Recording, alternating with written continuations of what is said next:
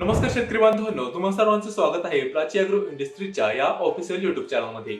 शेतकरी बांधवांनो, अनेक शेतकरी आम्हाला येऊन सांगत आहेत, कमेंटद्वारे असेल किंवा प्रत्यक्षरित्या भेटल्यावरती असेल, की आम्हाला सांगतायत की जसं दिवस वाढत आहेत तसं आमचा कांदा जो आहे तो पोचत नाहीये आणि त्यामुळे आम्हाला टेन्शन येते की आमचा कांदा पोचण्यासाठी, आमचा कांदा फुगण्यासाठी आणि वखारीमध्ये दीर्घकाळ टिकण्यासाठी आम्हाला कोणतं खत देणं गरजेचं आहे, त्याचबरोबर कोणती फवारणी घेणं गरजेचं आहे, जेणेकरून आम्हाला जे आहे ते नुकसान सहन करावं लागणार आणि आमचा फायदा होईल. तर याच विषयासंदर्भात आज आपण बोलणार आहोत. याच विषयासंदर्भातील आज आपण माहिती पाहणार आहोत. तर शेतकरी मित्रांनो, तुम्ही जर आपल्या चॅनलवरती नवीन आला असाल तर आपल्या चॅनलला सबस्क्राईब करा, जेणेकरून कांदा पिकासंदर्भातील संपूर्ण माहिती या चॅनलच्या माध्यमातून तुमच्यापर्यंत येत राहील. तर शेतकरी मित्रांनो, अशा वेळी ज्यावेळेस तुमचा कांदा जो आहे तो 70, 75 किंवा 80 दिवसाच्या टप्प्यात आलेला असेल आणि अशा वेळी तुमचा कांदा तुम्हाला वाटत असेल की पोचत नाहीये, तर अशा वेळी आपल्याला कोणतं खत सोडायचं आहे, तर यावेळी आपल्याला 05234 किमान एकरी 3 किलो सोडायचं आहे.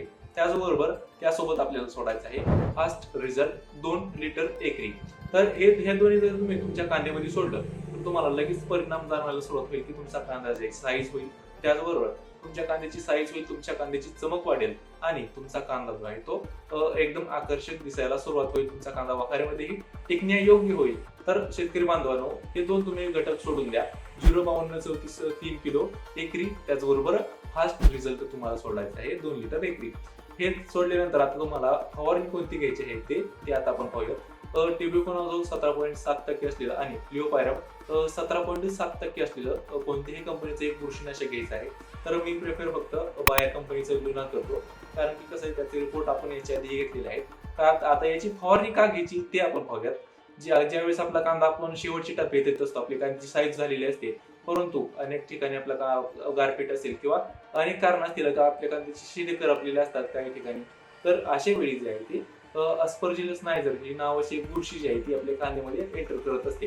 तर त्या बुरशीला नायनाट करण्यासाठी आपण बायर कंपनीचे लुनाचे फवारणी घ्यायची आहे. तर तुम्ही म्हणाल ती बुरशी शिरल्यानंतर नेमकं काय होतं, तर अस्परजिलस नायझर ही जर बुरशी आपल्या कांद्यामध्ये शिरली तर त्यानंतर आपण कांदा काढणीनंतर आपण तो साठवणुकीला टाकतो.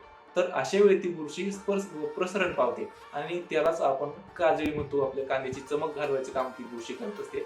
त्यामुळे जेव्हा आपला कांदा शेतामध्येच आहे अशा वेळी आपल्याला बायर कंपनीचं लुना हे फवारायचं आहे. त्यासोबत तुम्हाला प्राची अॅग्रोचं सिलेक्ट 82 हे पीएच मेंटेन करणारं, त्याचबरोबर सिलिकॉन बेस हे एक स्टिकर आहे ते तुम्ही घ्यायचं आहे. तर शेतकरी मित्रांनो, तुम्हाला माहिती असेल की असं आपण जे सांगितले की तुम्ही जर केलं तर नक्कीच तुमचा कांदा जो आहे तो पोचण्यास मदत होईल. एकरी तुम्हाला 05234 3 किलो घ्यायचा आहे, त्याचबरोबर फास्ट रिझल्ट घ्यायचा आहे 2 लिटर, जेणेकरून तुमच्या कांद्याची साईज होईल आणि तुमचा कांदा वखारीमध्ये टिकवण्यासाठी तुम्हाला ही फवारणी घेणं गरजेचं आहे. तुम्ही एकदा ही फवारणी घ्या, थोडी महाग जाईल, परंतु तुम्हाला रिपोर्ट एकदम जबरदस्त येणार आहे. तुमचा एकही सिंगल कांदा वखारीमध्ये म्हणजेच वखारीमध्ये एकही सिंगल कांदा तुमचा जो आहे तो खराब होणार नाहीये, काजळही येणार नाहीये, जेणेकरून तुमच्या कांद्याची चमक हे फास्ट रिझल्ट मध्ये येईल आणि ती चमक कंटिन्यू कायम राहण्यासाठी तुम्हाला ही फवारणी घेणं गरजेचं आहे, जेणेकरून बाजारामध्ये तुमच्या कांद्याला चांगला बाजारभाव मिळेल. तर शेतकरी मित्रांनो, ही जर माहिती तुम्हाला आवडली असेल तर इतर शेतकऱ्यांना शेअर करा, जेणेकरून त्याही शेतकऱ्यांचा फायदा या व्हिडिओच्या माध्यमातून नक्कीच होईल.